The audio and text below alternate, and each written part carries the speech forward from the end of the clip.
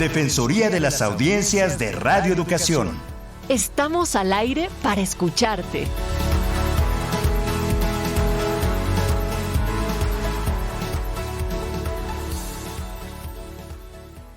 Estimadas audiencias, les damos la más cordial bienvenida a esta siguiente media hora dedicada a ustedes, las audiencias de Radio Educación. Yo soy Natalia Luna, es un placer saludarles y aunque este programa es previamente grabado, recuerden que podemos atender a cada uno de sus mensajes y comentarios a través de nuestro correo electrónico que es audienciasre@cultura.gov.mx. También nos pueden seguir a través de X en @audienciasre. Estamos en Facebook como Defensoría de las Audiencias RE, a través de nuestro WhatsApp en el 55 12 33 29 15 y nuestro teléfono en cabina es el 55 41 55 10 60. Y queremos recordarles que por los festejos del centenario de Radio Educación se está retransmitiendo la serie especial Radio Pública, pionera en la Defensoría de las Audiencias, historia breve de una larga lucha. Estos son 10 episodios en los que se hace un recuento de cómo surge esta figura en la radio mexicana, en Radio Educación, y pueden escucharla todos los días a las 10 de la mañana en la frecuencia del 96.5 de FM y a las 16:30 horas en la frecuencia del 1060 de amplitud modulada. Y bueno, lo que tenemos preparado para ustedes en esta emisión es un recuento de lo mejor de los primeros 5 capítulos de esta serie, y empezaremos escuchando del capítulo 1 al director de esta emisora hace unos pocos días, Jesús Alejo Santiago, y a la maestra Adriana Solórzano. Ellos hablan sobre la importancia y la responsabilidad de la figura de la Defensoría de las Audiencias. Al final, para que este binomio funcione, la Defensoría, con respecto al trabajo que se realice dentro de una institución, en este caso dentro de la emisora, se necesita tener el gusto, la responsabilidad y la pasión por hacerlo. A mí me ha tocado trabajar todo esto con la maestra Ana Cecilia Terrazas, con este equipo que además produce el programa, y me resulta siempre muy importante porque de verdad nos permite escuchar también desde otra perspectiva a las audiencias. A mí me parece que eso no lo habíamos tenido tan claro en el pasado. Sí creo, si me lo permiten, que es necesario integrarnos un poquito más con la misma comunidad, que la misma comunidad sepa que ellos mismos tienen una Defensoría de las Audiencias, que si bien somos trabajadores, pero también somos audiencia de Radio Educación y que escuchamos y que estamos de acuerdo o en desacuerdo con muchos aspectos de lo que aquí se está transmitiendo. En lo personal me parece que resulta fundamental el trabajo de una Defensoría de las Audiencias. Me parece que la labor que se está desarrollando en la actualidad con esta experiencia que yo tengo, pues es muy importante. Sin este trabajo, difícilmente en medio de toda esta información, incluso ahora hasta de tener que poner atención a las redes, pues no estaríamos tan entendidos de ciertos aspectos que le están preocupando a nuestras audiencias, y eso lo logramos y lo podemos escuchar y lo podemos entender gracias al trabajo que desarrolla. Mi estimada Adriana, pero hablamos de apasionamiento y todas las personas que veo en esta reunión las considero como personas apasionadas y nuestras audiencias también. Y hace falta una labor todavía de enseñanza, de intercambio, de saber qué es exactamente los límites de la Defensoría. ¿Qué les dirías a las audiencias en el marco de esta celebración, de este recuento y de los 100 años de Radio Educación, por supuesto? Pues los límites de las defensorías en un sentido práctico están muy claros, es decir, las defensorías de las audiencias solo pueden emitir recomendaciones, no tienen un efecto vinculante, es decir, no es obligatorio que se ejecute lo que en la recomendación se dice, pero en un nivel no quiero decir personal, sino más bien en un nivel de una comunidad muy consciente de la importancia de lo que es la recomendación de la Defensoría de las Audiencias. Yo diría que hay una frase que señala que la ley es el piso, pero la ética es el cielo. Es decir, ahí la verdad es que no deberíamos tener límites en el sentido saber que podemos mejorar. Siempre, o sea, toda recomendación seguramente tiene una arista que nos puede ayudar a mejorar. Podemos diferir a lo mejor de la recomendación en algunos elementos, pero lo que no podemos hacer es ignorarla. Y me refiero a como comunidad, no ni siquiera como parte del cuerpo directivo. Quienes trabajamos en los medios de comunicación tenemos una responsabilidad muy importante porque todo aquello que sale a través de los micrófonos puede tener una incidencia y un impacto alto en la vida de las personas. En ese sentido debemos ser muy responsables y ser muy receptivos a los comentarios. No quiere decir que debamos aceptarlos todos sin dirimir nuestra propia perspectiva, pero debemos ser siempre receptivos a identificar cómo podemos mejorar. Y decía que el límite es el cielo porque siempre vamos a ser falibles, siempre. Así mejoremos todos los días, siempre habrá otra manera de mejorar, siempre habrá maneras de hacerlo mejor, siempre habrá maneras de crecer y además el mundo es cambiante. Y si vamos cambiando con él, seguramente también vamos creciendo con él. Lo importante es que quien está detrás de los micrófonos crezca y se cuestione todos los días sobre los planteamientos éticos de la información que difunde, porque también creo que quien no se cuestiona es que está viendo la situación de manera simple. Normalmente todo lo que difundimos, todo lo que preparamos, todo lo que generamos, todo lo que planeamos, todo contenido en comunicación siempre te va a llevar a planteamientos éticos. Hacérselos es saludable y recibir la orientación de quien puede orientarte lo es más. Ahora pasemos a nuestro segundo capítulo de esta serie, en donde se empieza a platicar de cómo fue que se crea esta figura de la Defensoría de las Audiencias, quiénes la impulsaron y con qué objetivos estaba pensando. Para ello, escucharemos a la doctora Patricia Ortega, profesora investigadora de la UAM Xochimilco. No tengo mucha claridad sobre la fecha, pero recuerdo un evento en el claustro de Sor Juana que se celebró durante la gestión de Virginia Bello, creo que fue en 2007, y no sé si ese evento ya formaba parte de la Bienal de Radio, pero sí recuerdo que ahí se planteó el tema de los derechos de las audiencias y el papel de las defensorías. Ya era claro entonces el compromiso de Radio Educación en impulsar esta tarea o ya estaba incluso trabajando en la definición de instrumentos deontológicos.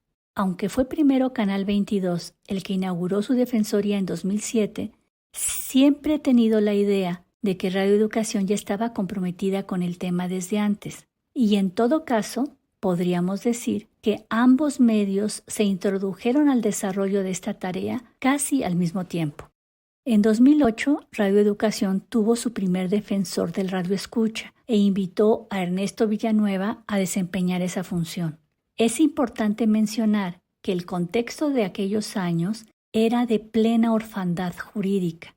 Ante el desinterés de las instancias del Estado para reformar constitucionalmente el sistema de medios y en el transcurso de una larga lucha social que buscaba la creación de un marco jurídico o de una ley específica que reconociera la existencia de medios públicos y que definiera sus responsabilidades, obligaciones y atributos, el tema de las defensorías y los códigos de ética fue en ese entonces una gran iniciativa que puso en el centro del debate, desde luego el reconocimiento de que los y las ciudadanas tienen derechos como radioescuchas o televidentes, pero también estos medios mostraron su determinación para autorregular su desempeño, aun cuando nadie los obligara a ello. Y hablando de antecedentes, la productora Graciela Ramírez recordó cómo es que llegó el primer defensor de las audiencias a Radio Educación. El primer defensor del radioescucha en Radio Educación fue nombrado por la directora de ese entonces, Virginia Bello. Ernesto Villanueva, doctor en Derecho, especializado en legislación de los medios de comunicación, pues sentó las bases de la Defensoría de las Audiencias en Radio Educación. Fue muy importante su labor porque sentó el precedente y comenzó a construir justamente pues las bases normativas de este ejercicio de autorregulación que reconocía la obligación del medio para con las audiencias, algo que en Radio Educación pues en realidad se daba en los hechos y de manera natural desde mediados de los 70, debido a la claridad que los trabajadores tenían de que estábamos trabajando para servir a las audiencias y no al partido en el poder, así como la obligación de crear contenidos de calidad y de utilidad para la sociedad. La vinculación con las audiencias pues fue algo natural desde aquellos años. Hilda Saray Gómez, actual presidenta de la Asociación Mexicana de Defensorías de las Audiencias, la AMDA, por su parte comenta el marco legal que en sus inicios sustenta esta figura y los derechos de las audiencias. Que fue la instrumentación de la primera defensoría ya en el marco de la Ley Federal de Telecomunicaciones y Radiodifusión de 2014, ¿no? Ahí sí hubo un proceso de comunicación, de conversación, de difusión respecto a la figura de la defensoría, respecto a los derechos de las audiencias y respecto a pues el nuevo marco legal que sustentaba todo esto.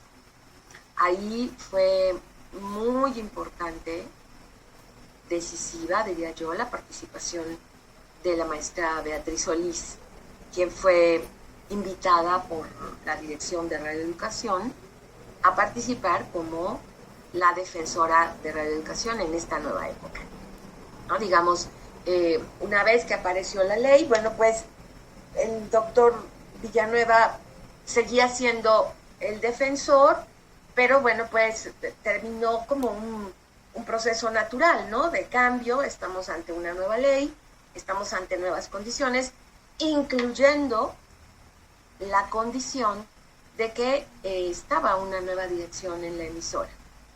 Seguramente ya te has dado cuenta, lo has percibido, que en Radioeducación, guardando todas las distancias con uno de los manifiestos del feminismo, ¿no? De que lo personal es político, en Radioeducación todo lo radiofónico es político.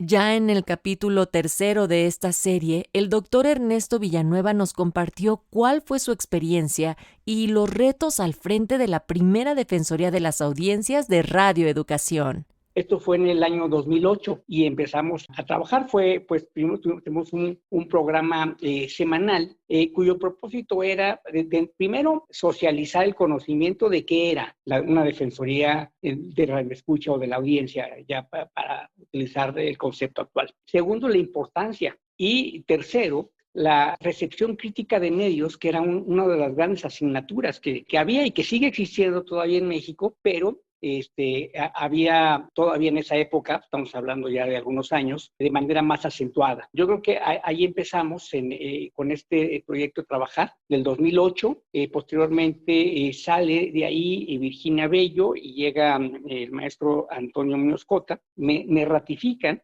porque no había, estamos hablando de un mecanismo de autorregulación. No estaba en la ley, no habían tiempos establecidos, y de esa manera yo estuve del 2008 hasta el 2011. Y este fue, digamos, el tiempo que participé activamente ahí en Radioeducación como defensor de la audiencia.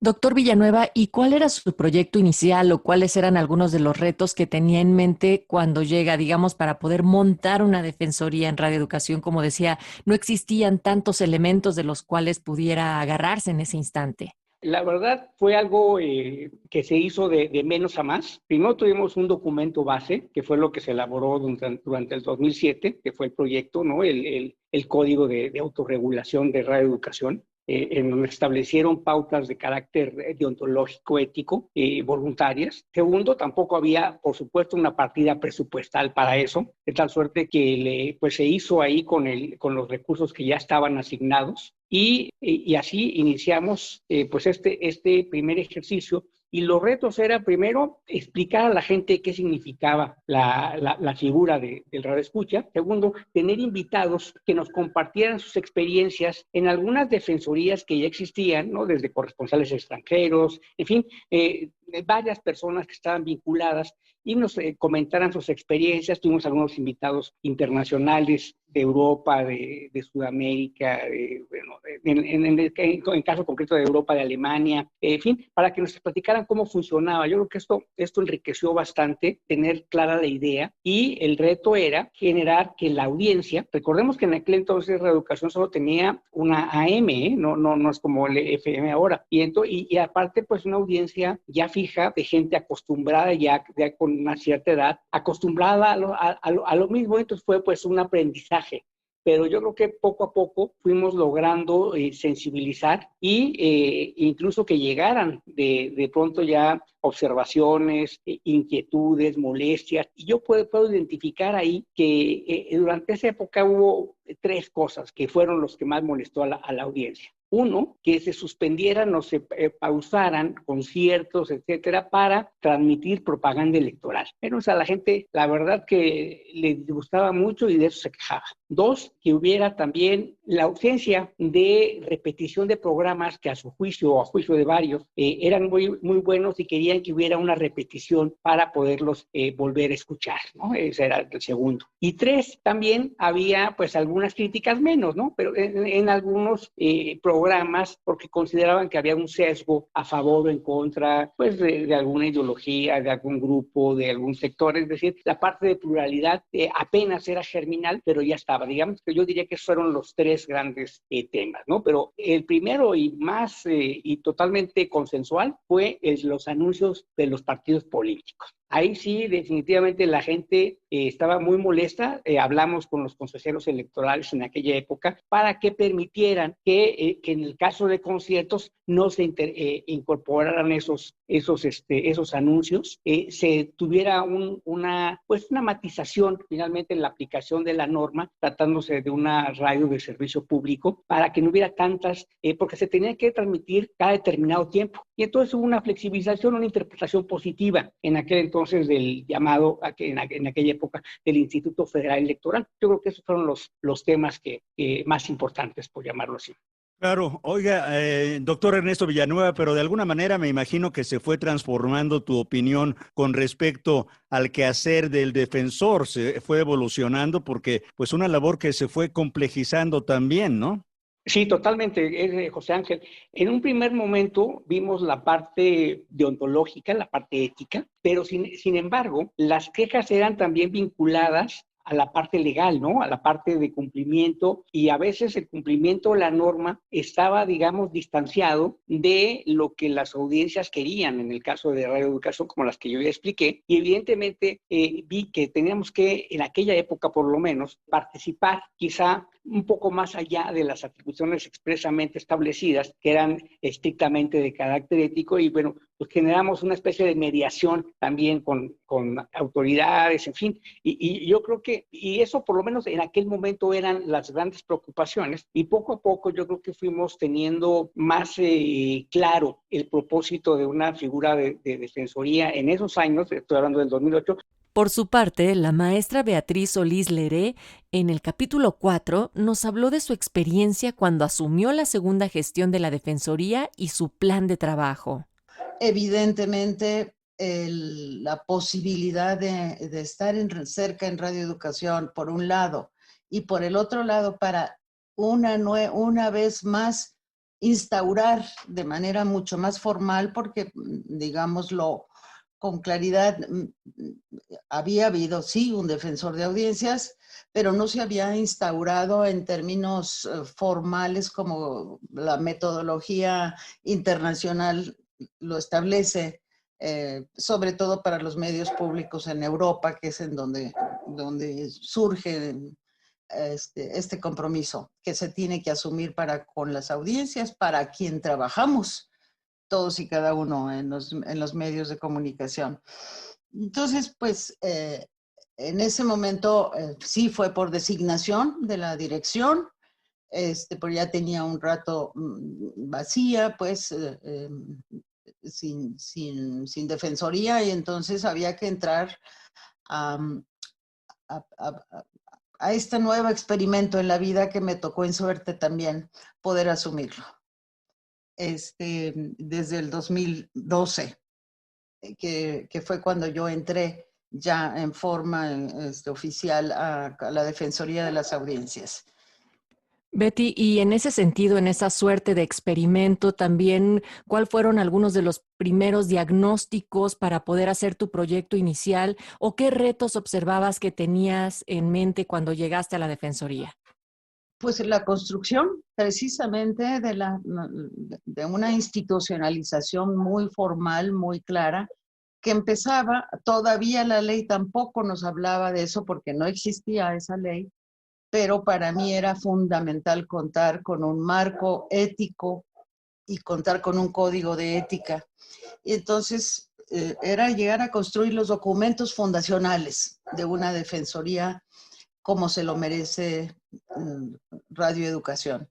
Entonces fue empezar a armar un programa, hice un programa de trabajo, un plan de trabajo que incorporaba, pues primero la construcción de los documentos básicos, que era una especie de reglamento o estatuto, que le llamé así, de la Defensoría de Audiencias, en donde se establecía cuáles eran mis obligaciones, mis responsabilidades, cómo tenía que ser. Ahí mismo yo propuse que la Defensoría durara 3 años, con la posibilidad de una reelección. En fin, se establecieron una serie de procedimientos normativos para que la propia Defensoría también tuviera esta responsabilidad.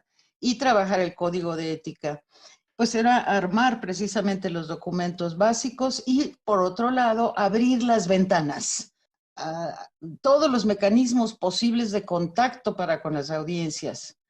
Entonces, bueno, desde crear una página, desde crear un correo, desde crear todos los mecanismos posibles para poder establecer el contacto, tener un correo de voz, con teléfono, en fin, abrir todas estas posibilidades de las ventanas.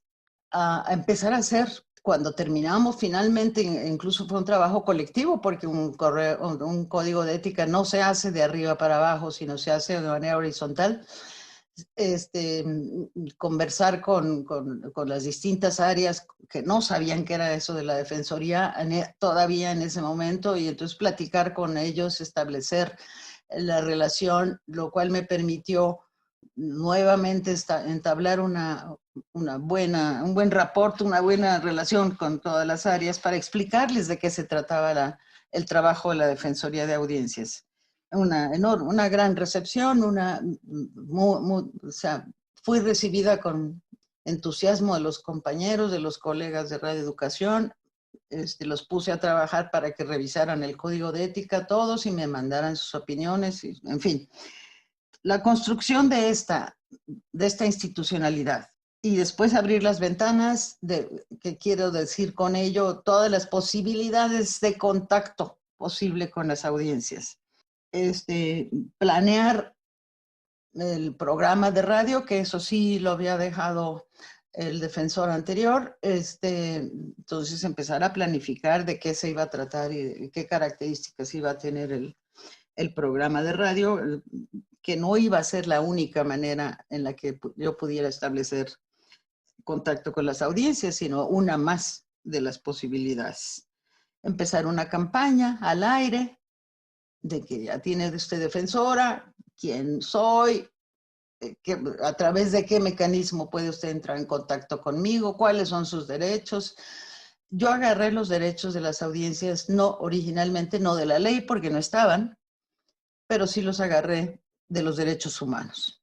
Finalmente, escucharemos al maestro Gerardo Albarrán de Alba, quien nos compartió su experiencia en la tercera gestión colectiva de la Defensoría de las Audiencias de Radio Educación. Así es, en realidad éramos 5 originalmente, pero mira, todo empezó en mayo de 2015, cuando participé en la consulta que Radio Educación hizo entre varias personas especialistas en temas relacionados con los medios públicos y con los derechos de las audiencias. Un día me invitaron a una reunión en la que me presentaron el proyecto de una defensoría colectiva y entonces emití mi opinión sobre las bondades del proyecto y también sobre los retos y los defectos de diseño que tenían. Unas semanas después de eso, pues recibí la la invitación directa del director de la estación, que entonces era Antonio Tenorio, para ser el defensor de las audiencias de Radio Educación como parte de este modelo que quería él experimentar. Esa defensoría de las audiencias pues entró en funciones el 1 de julio de ese mismo 2015 y funcionó hasta finales de marzo de 2019. En total fueron 3 años y 9 meses que estuvimos compartiendo esta experiencia. Una experiencia que fue un experimento y no estuvo exenta de complicaciones en el sentido de haber pensado en 5 defensores para una institución, mi estimado Gerardo. Así es, fue toda una novedad, Ángel. No había habido una experiencia así en México ni se ha repetido después en el país. Hay, como esto, hay muy pocas experiencias en el mundo. Tal vez ahorita de bote pronto recuerdo TV Antioquia, que es la televisión pública en la ciudad de Medellín, en Colombia. Pero bueno, la idea de una defensoría de las audiencias colectiva por sí misma, así como me la plantearon, tenía potencial. Pero a la vez también tenía sus riesgos, como muy bien señalas tú. La intención de la Dirección de Radio Educación era incorporar miradas especializadas. Y eso, en principio, pues sonaba bien.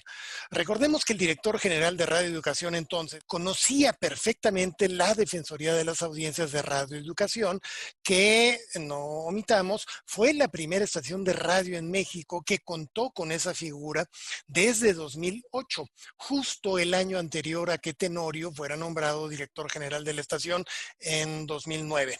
A mí me parece que es desde ahí que debemos entender su propuesta de una defensoría de las audiencias colectiva.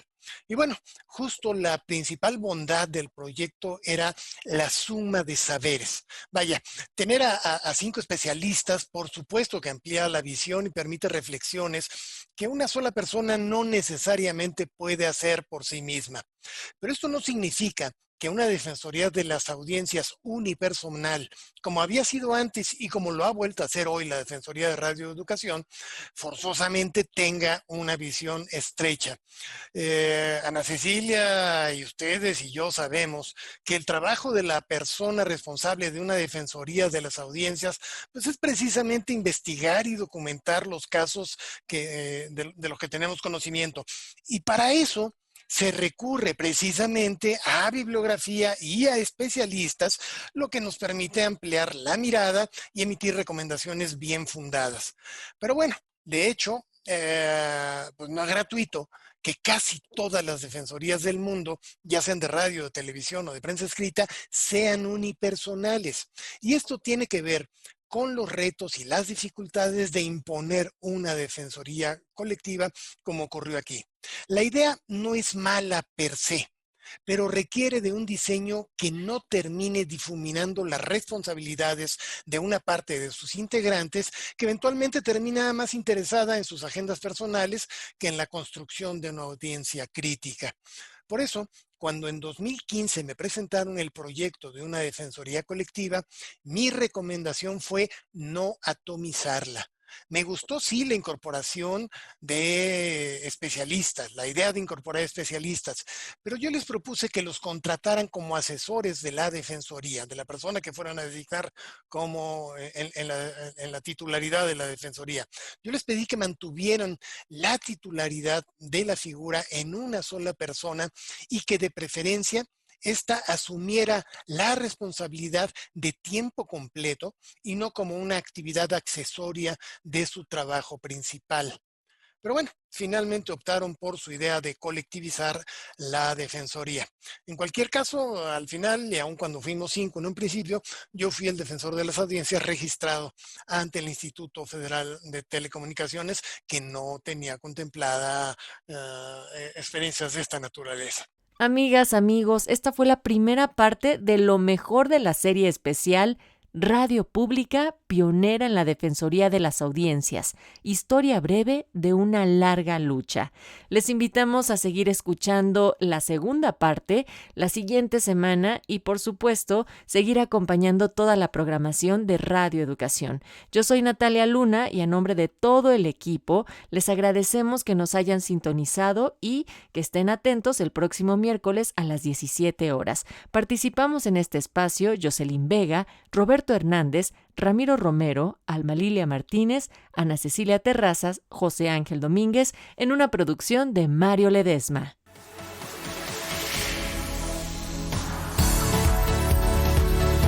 Defensoría de las Audiencias de Radio Educación. Estamos al aire para escucharte.